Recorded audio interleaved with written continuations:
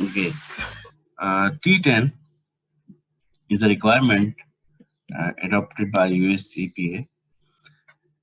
Uh, Actually, the time that 90% of water will be exposed in disinfectant chamber.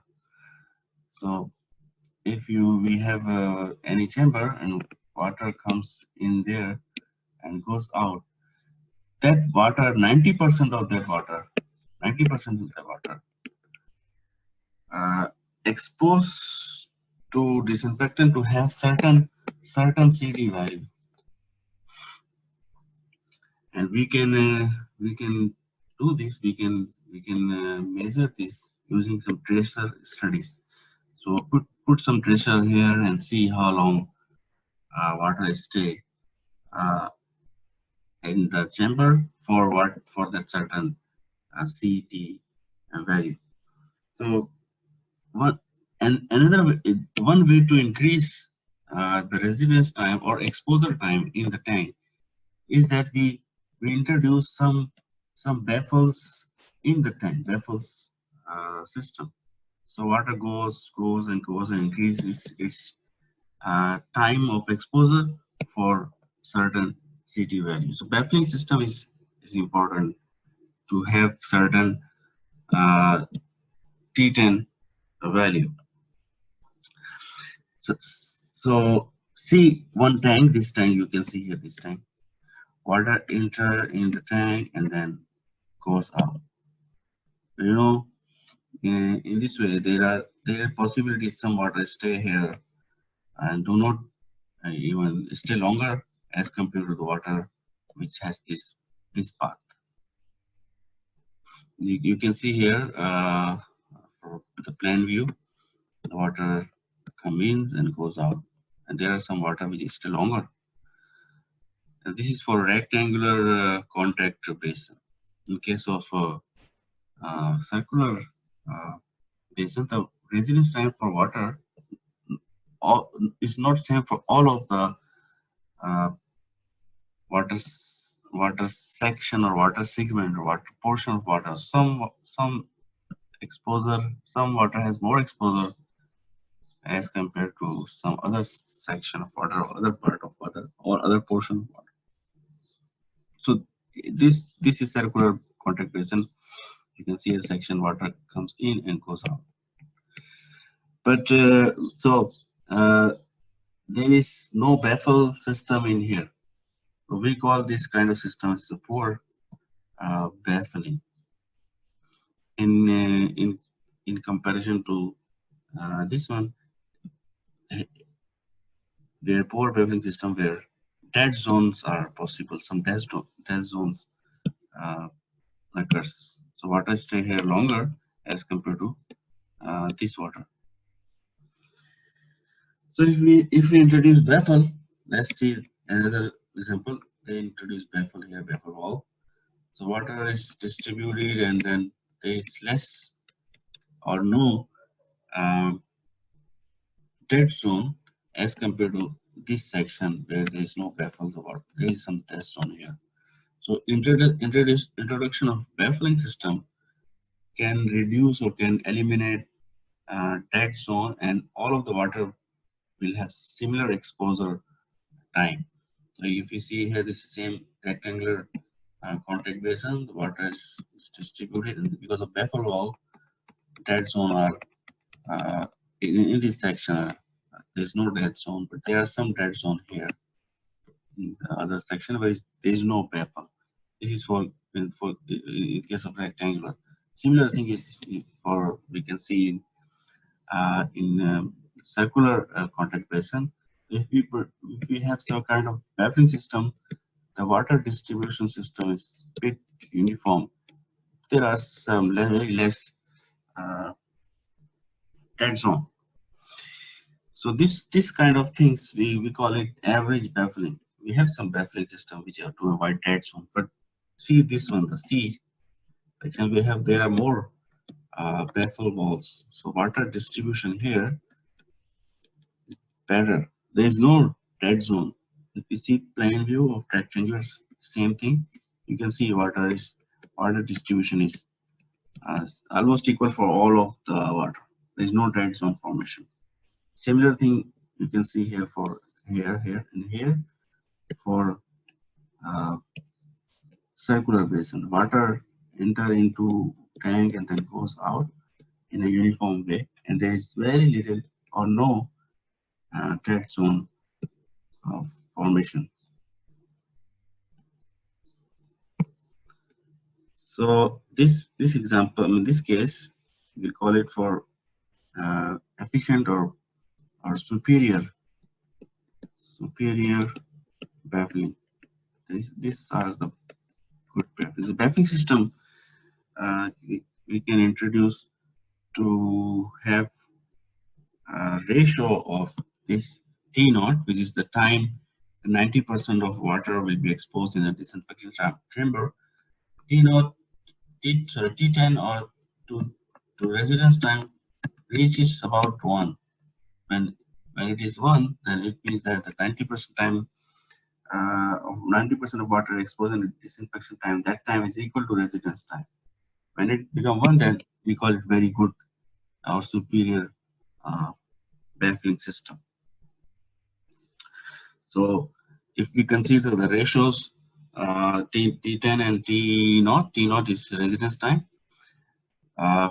If it is 0.1, so we call it performance of the baffle system is very poor, or it is actually unbaffled. There is no baffling system, mixed flow, or it has very low length to width ratio, or it has very high inlet and outlet velocities. If T naught over T10 or T naught ratio is 0.1. If it is 0.3, then the condition performance is poor. If it is 0.5, then we call it average air performance. It is baffle system, baffle inlet or outlet with some interbasin baffle. If it is 0.7, the performance is superior. There are more baffles, as I mentioned to you. It has inlet baffle, some serpentine or perforated interbasin baffle, outlet weir, and perforated launders. If it is 1, that's perfect. Very high length to width ratio. It's happen usually in pipeline or perforated inlet, outlet, and interbasin baffles. So based on this ratio, we can see what type of baffling system is there, and we want to have higher value because we want high exposure of disinfectant to water. So USEPA has adopted this T0, T10 or residence time concept, and there are some relationship with this ratio T10 or T0 with length to width ratio of the tank, and this is the experimental values you can see here, and with this trend, this regression, we can get this equation. With this equation, so if we can have certain relationship. If we know the T10 and T0 value, we can know the required length over width ratio. Or if we have some set width to length ratio, we can find what is the T0 over T or residence time value, T10 or T0. So with this background, let's solve one problem. Example 13-7. Design a longitudinal serpentine chlorine contact chamber for a design flow of 18,400 meter cube per day. And this is the same flow we have been working for in previous example. The required T10 to achieve a CT of 200 is 100 minutes. So it means the T10 is 100 minutes. to achieve CT value of what? CT value of 200. To achieve CT value of 200, we need this long, 100 minute residence time. The design, this is actually not residence time, but exposure time. The design must provide superior performance, that is T naught, our residence time is 0.7. So T naught, T10 or T naught is equal to 0.7. This value is also unique. And what is the question? We have to design a tank, chamber, contact chamber, or disinfection with this flow. So we know the flow, we know T10 value, we know CT value, we know the ratio T10 T naught. So since we know the ratio of T10 or T naught 6.7, T10 is 100. So we can write this and we can find here T naught. And T naught is what? T naught is residence time.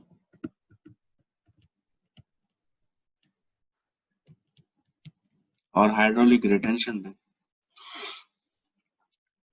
And you remember, hydraulic residence time is volume over flow, and we know the flow also. We know now residence time. We can find the volume. So we can find volume here in meter cube. Remember here we had T naught 145 minutes, so we have to convert into hours. So this one is conversion of minutes into hours, and we know the flow is this much. So now volume is known. Volume is known, but what left for design? Hold on a minute, yeah.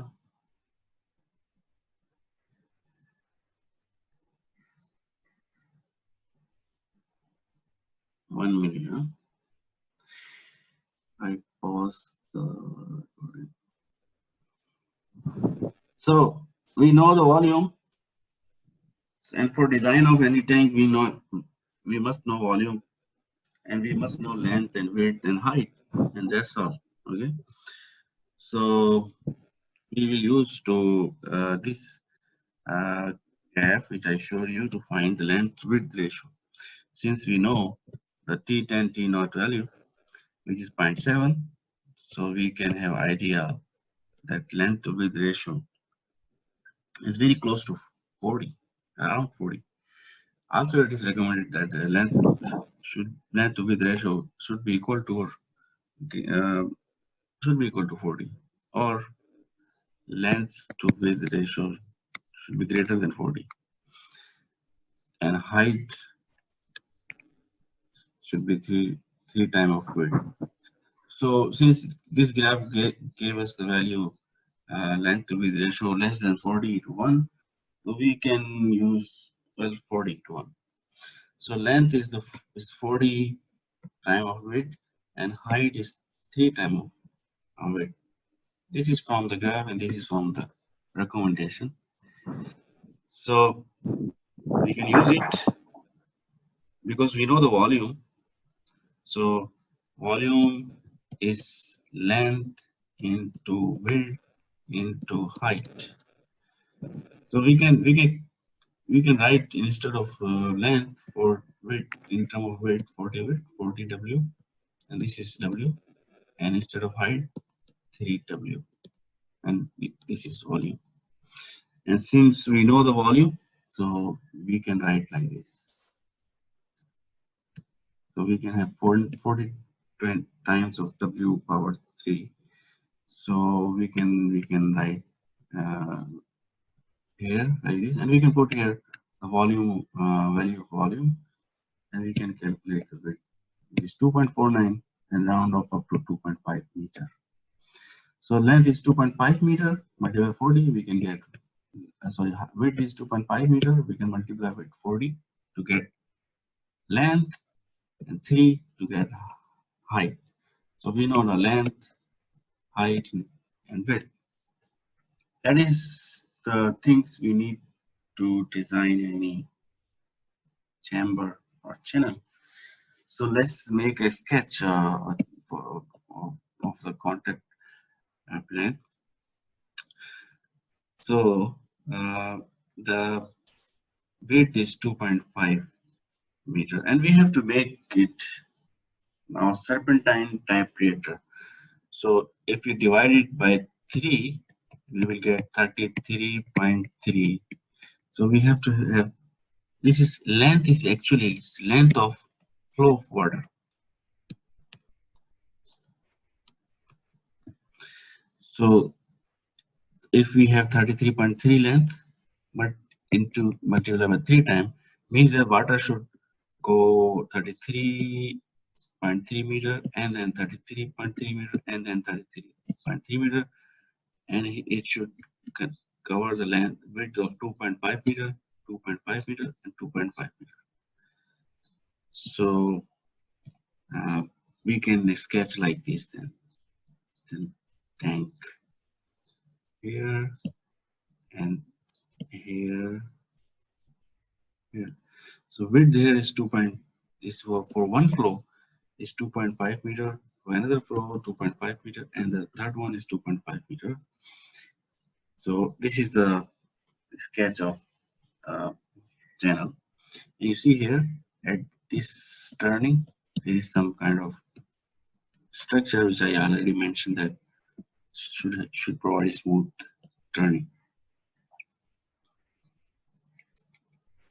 Okay, and we have to provide 2 contact chamber of this size to meet the redundancy requirement. So if one is not working, the other should work. So any question from you for this problem? Quite simple problem. Any question from you too, you people? No, sir. Okay, so we are continuing working on example 13-5 for design of disinfection system.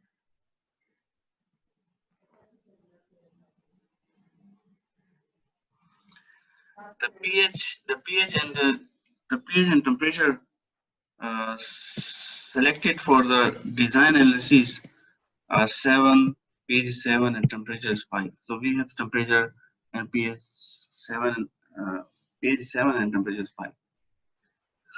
We have selected. This is our condition.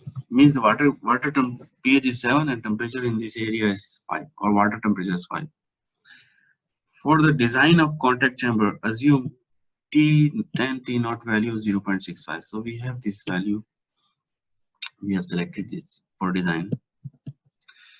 From bench scale data, there is bench scale data. So using the same water, they have conducted bench scale data. Bench scale experiment and got data. The second order rate constant was determined to be 3.5 liter per mole per second. They determined that the decaying happening is second order, and the rate constant for decaying is 3.5 liter per mole per second. And they assume a transferred dose of 2 milligram per liter. So they assume that in the tank they put the dose of ozone is 2 milligram per liter. And when they introduce the doses, the concentration decay with time, and that's reaction of decaying, I mean, is second order, and reaction rate constant is 3.5. This is example 13-5 and the problem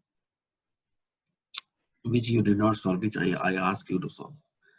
Let me read again. Select the primary and secondary disinfectant for the town of Stillwater, which uses Novel Air for its water supply. The design flow rate is 18,500 meter cube per day. The water is treated by conventional coagulation, sedimentation, and filtration. So water treated first coagulation, then sedimentation, filtration, and then disinfection. So you have to select disinfectant. The time for water to reach the most distant consumer at the maximum demand flow is 31 hours. The Nave River analysis is shown below, and this river water quality is shown here. And you have to select primary disinfection and secondary disinfection.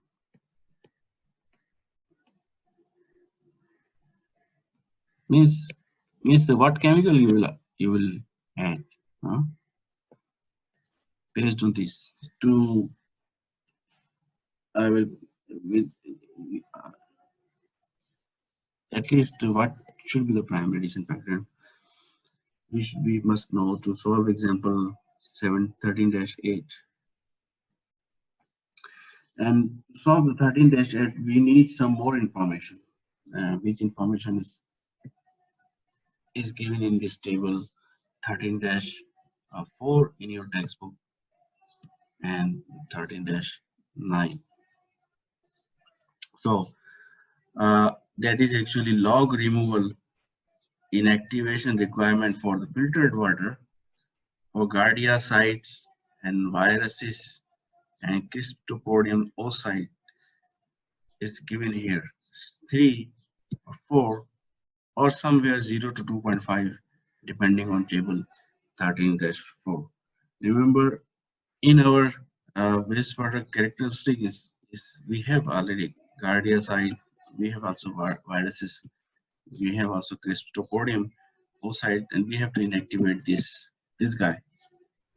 So they need the log removal inactivation requirement. If we are doing after filtration, we need at least more than 3 log removal of cardiac, more than or equal to 4 log removal of virus, and 0 to 2.5 log removal of Cryptopodium oocyte.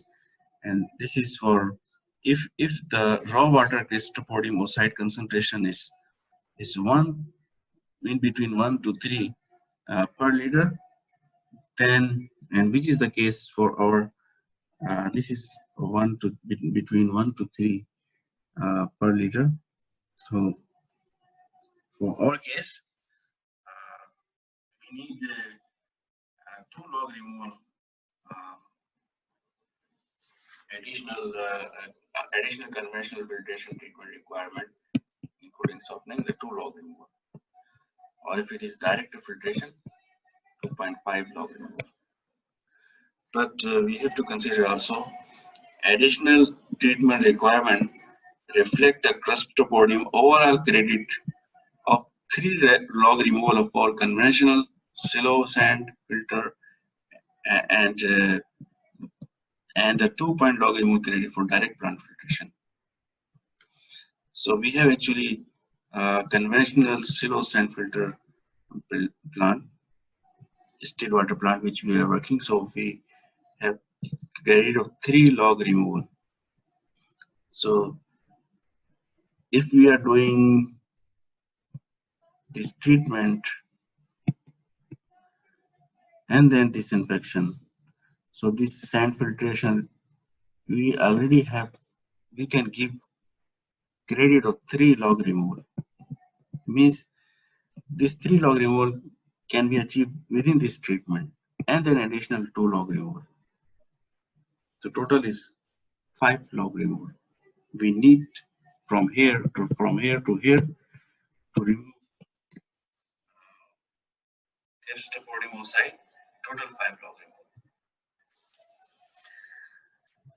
Here we can see that table 10-10. This is standard log removal credits for treatment. If you are doing some treatment, if we have conventional filtration plant,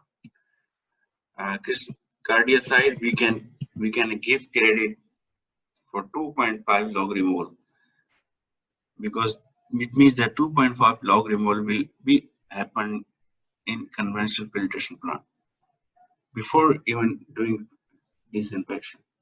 Means that this filtration also removes some cardia side and virus and Cryptopodium, as I mentioned too. So the required log removal or inactivation we can have for Gardia side is 3. So required log removal is 3, and for viruses is 4. So we can put here 4. And for Cryptopodium oocyte, I said for conventional 3 and then 2, then we can have a total of 5 log removal. This is required. And we have to give certain credit for treatment. If treatment is conventional, we can give credit 2.5, and for virus 2, and for Cryptopodium oocyte 3. So 3 minus 2.5 is 0.5, 4 minus 2 is 2, and 5 minus 3 is 2. So we need this additional or this inactivation requirement in disinfection chamber. So 0.5 log removal for cardiocyte, 2 log removal for virus, and 2 log removal for Cryptopodium oocyte. This one is overall requirement. This one is credit, and this one is actual requirement in disinfection unit. So we need this much requirement, this much log removal for these guys.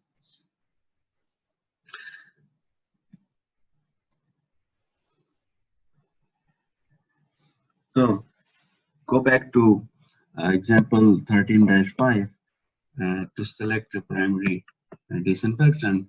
We have to use this flow, this logical flow diagram, and start from here and check whether we have high TOC concentration in water or not. So we go back to the values here, and you can see here the TOC value is 5 milligram per liter. So it's quite high. TOC value more than 2 milligram per liter is considered high.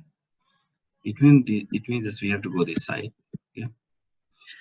And then we check for high bromide concentration. So we go to concentration, here bromide. And this says that there's no bromide. So we can go here, no bromide. And then we can have choice here. High disinfection byproduct formation potential. Ozone, we can use ozone. Biological activated carbon. Chlorine dioxide and UV. We have this choice. So chlorine dioxide and UV doses, if we go to the CT tables given in the appendix, these CT tables will give very high CT value for as compared to ozone. So ozone has low CT value, so we choose ozone. Okay. So please go back to, I mean, this is, I solved this example now.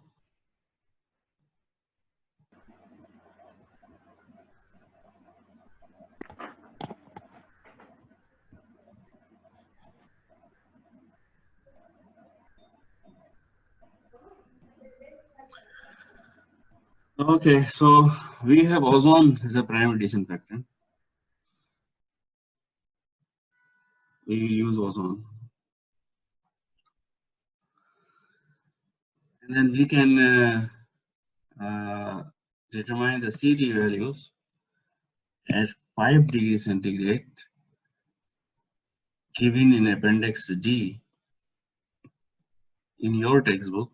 So please go to textbook, open it, and see appendix D. You will find the table. And from this table, you will find the CT value for Gardia virus, and Cryptopodium oocytes. For the log removal activation, which is given here, for this log removal activation, the CT value should be 1.9 and 1.9 and 32, and they are different for different microorganisms. So we have to go for the bigger one, So because it is higher value, it is okay to use this one because they will be killed also with this CT value. So we choose the CT value for crystropodium oxide, which is 32 milligram per minute per liter. Now we compute T10 for the water to this. Now remember we have to have different. This is ozone, so we have to have different chamber or different cell, and the water goes here in first cell and then second cell and third cell and so on. So and also then after then water goes and reach to customer, and to reach the first customer we have to compute the T10. What is the required T10? And we can find this value because we know the CT value is 32, we just determined, and the C value is 2. So we can get the actually T value, the contact time value is 16 minutes. So this is T10 contact time. So T10 is 16 minutes, and then if we have the T10 T0 ratio already given in the question, 0.65. So we can find here residence time. This is the residence time. So by using the CT values and concentration values, we know the concentration values and dose should be in the tank is 2 milligram per liter. This is the dose, dose means concentration here. So and CT value is 32, so we can find the exposure time, which is 16 minutes, which is T10, and T10 T0 ratio is 0.65. We got T0, which is 24.6 minutes. So 24.6 minutes is the residence time of water in the chamber, and this is whole chamber. And we have actually more than one. Actually, in case of ozone 10. So let's talk about also a decaying ratio. So we have to perform a numerical integration. The concentration leaving each chamber must be estimated. So we have a chamber here. We introduce. So ozone and water goes here. The concentration of ozone will be different here when it is leaving and entering the other chain, and here and so on. So we have to consider this concentration because the concentration is decaying. So we have to consider the decay rate constant. And we have to convert this decaying rate constant. We just determine the decaying rate constant, which is given here is this much. In a compatible units of the CT values, it is given in moles, and CT values which we considered we actually used here is milligram per minute. So we have to convert moles into milligram. So we can use this molecular weight of ozone to convert this moles into milligram. So we have now the similar units of CT values. Now we assume in one chamber we have 10 cells. So it means the whole chamber has 10 cells. And we assume that the initial dose, if we assume the initial dose is 10, and we will calculate the CT values at the end, the CT value will not be achieved as we will do the calculation. So we introduce a little bit higher value here. Later you will see that CT value will not be achieved. Okay, So we have to have certain higher value and do some computation. So let's have, say we have 10 cell, and we start with little bit higher value of ozone in inlet. And if we have 10 cell, total residence time is 24.6 minute, and if we divide by 10, so each will have 2.46 minute.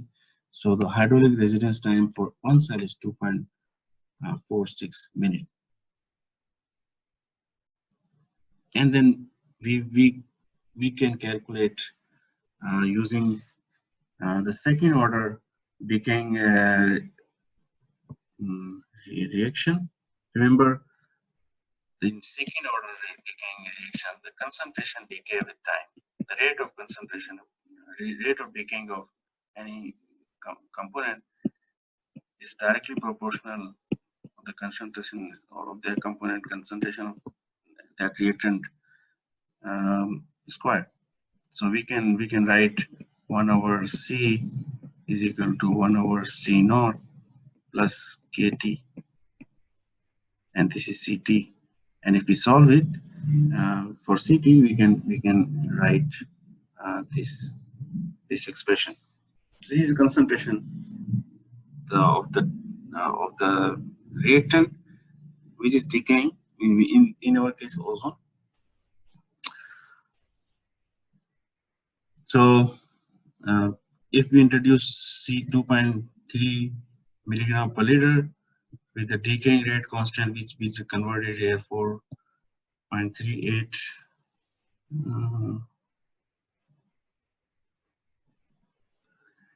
and the time is 2.46 and the initial concentration is 2.3,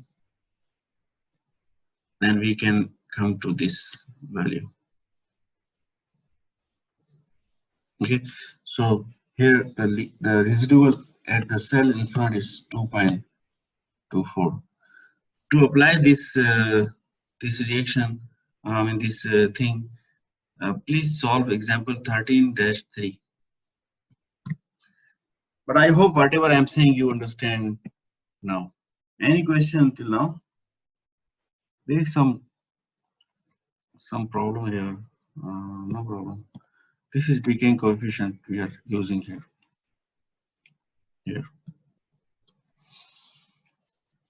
Any question? In previous slide, go to, sir, can you go to the previous slide? Yeah, here it's written assume 10 cells. So on what basis we assume 10 cells? It is actually it was when I was talking about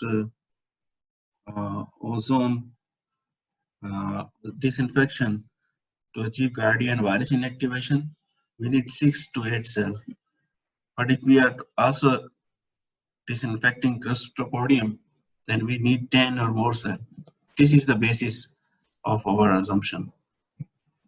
Because our water here has cryptopodium outside, so we need 10 or more cells. So that's why we assume here 10 cells. Okay? Anything else? Anybody has any other question?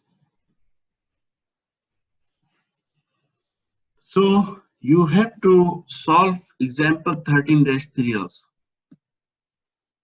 Partly I solved, but already you have to solve. You have to go see example 13-3 and example 13-5. I already solved 13-5, but also you have to go again and see. Okay.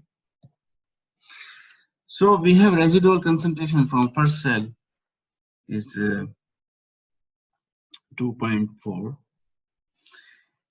And of course, we have calculated T on T10 is 1.6. And we will not consider here CT because we just introduced the chemical in the first cell. So there will be actually this introduction, no CT value. But when we will go to the second cell, now we will use this second cell as inlet of first, I mean the residual of first cell is inlet of second cell with the same hydraulic retention time, and we will apply this equation again with the new values. We will get these values 2.19. So we calculate here is 2.19, and then this is known, and here CT value calculated here will be 3.5. If we consider the concentration, which is a residual, multiplied by this time, you will get this value.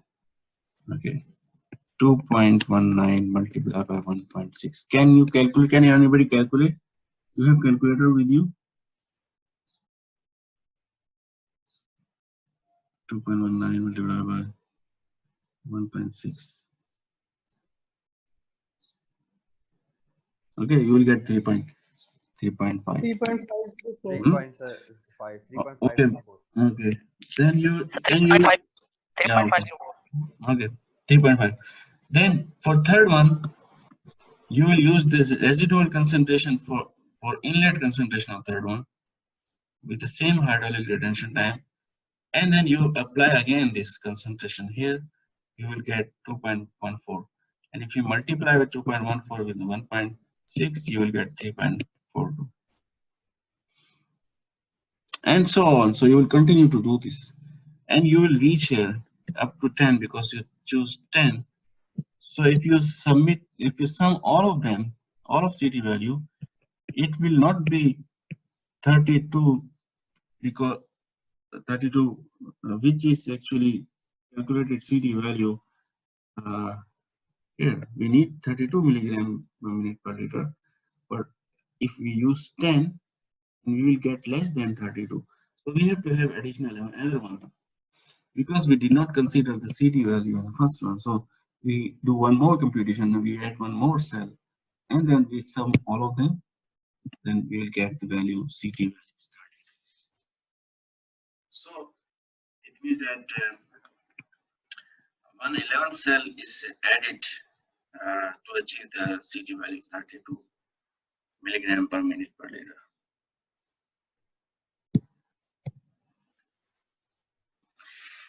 Now we design the chamber. We know that residence time is 24.6 minutes, and flow is 18,500 meter cube per day. We can calculate the volume, which is 316 meter. Now we assume the depth 6 meter. Remember in one study when I was talking, and here the recommended height, or we can say depth, is 6 to 7.5 meter, and height to length ratio and width to length ratio is given. These are from some scientists. These are recommended value to achieve this 0.65, which is around about 2 hours value.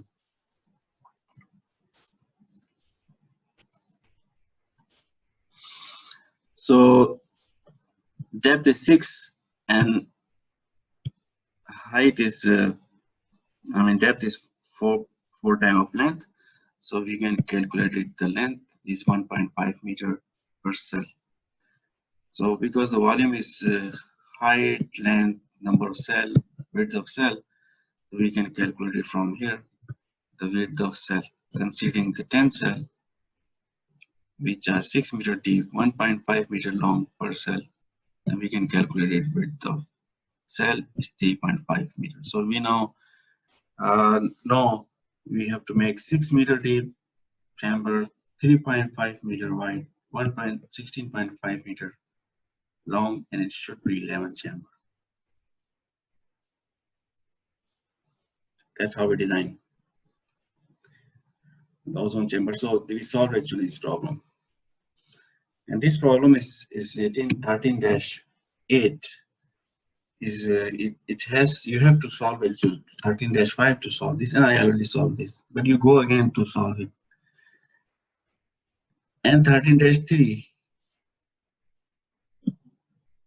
So this problem has also utilization of use of some information, which is 13-4, 13-9, and 13-10. So please go to this problem again when you're at home and try to solve it yourself. Already I have solved, but go and it is important.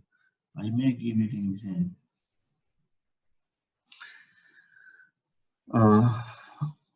Multiple contact reactors. Sometimes we have to use not one reactor, but one reactor and then another reactor and then another reactor. There are more than one, multiples in a sequence to provide contact time and meet the C10 requirement.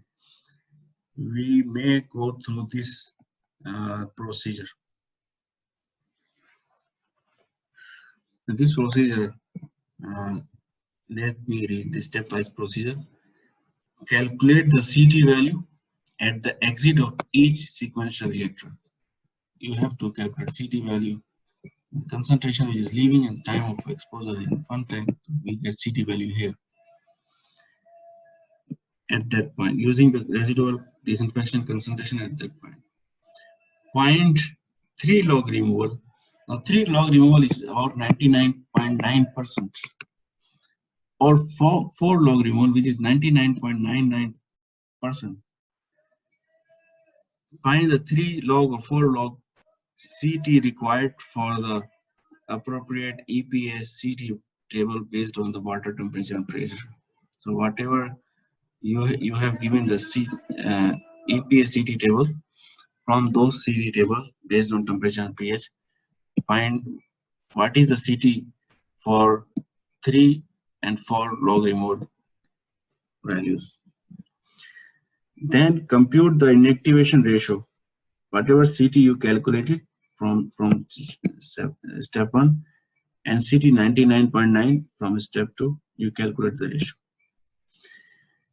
Calculate the estimated log inactivation by multiplying the ratio computed in step 3. Now whatever the ratio you got here in step 3, you multiply 3 for Guardian and 4 for viruses. Because the requirement for 3 log removal and 4 log removal for Guardian and viruses respectively. And then sum the segment inactivation to determine the total system log inactivation. The sum of log activation here plus here, you can have total. So let's solve the problem, one problem, which is here to apply this procedure for multiple contact reactor, which is example 13-9. Estimate the total log inactivation for Guardian for disinfection contact in a contact basin followed by pipeline as described below. So there is a contact chamber and then there is a pipeline. So there are two disinfection chamber. The water temperature is 5 degrees centigrade, pH is 7.5 for both reactor. For clear well means this chamber, the residence time is 16, contact time is 67 minutes, means T10 value. So T10 value 67 minutes.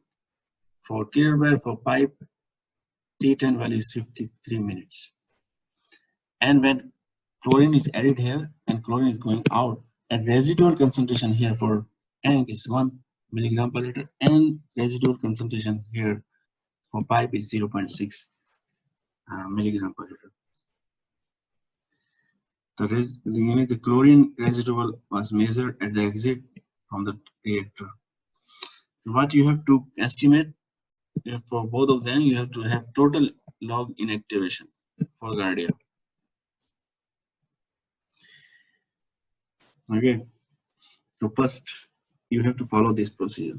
First you have to calculate CT value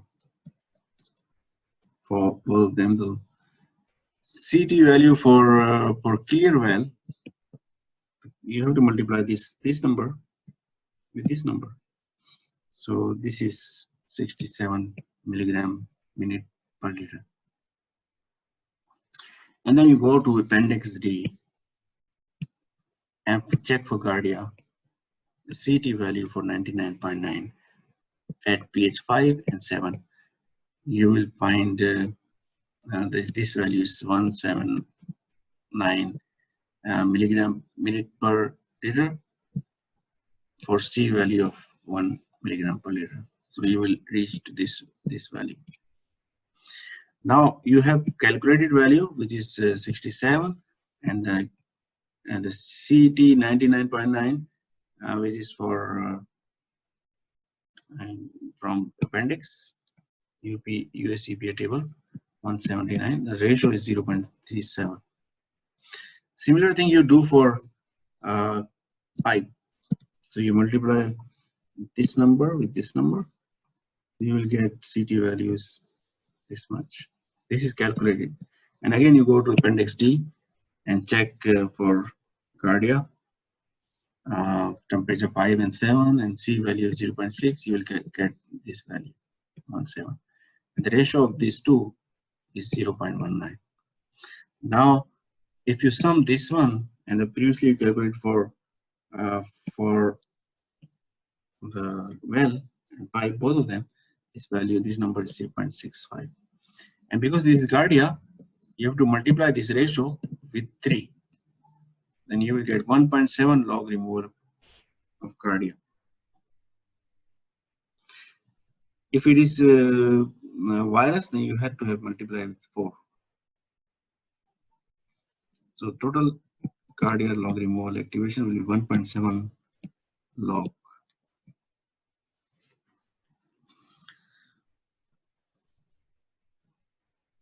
That's all for our time for our disinfection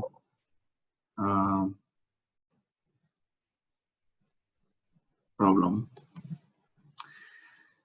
So our section, so our disinfection section is finished. So I want to take quiz in next class. I want to ask you also any question till now you have. And also I want to ask you to please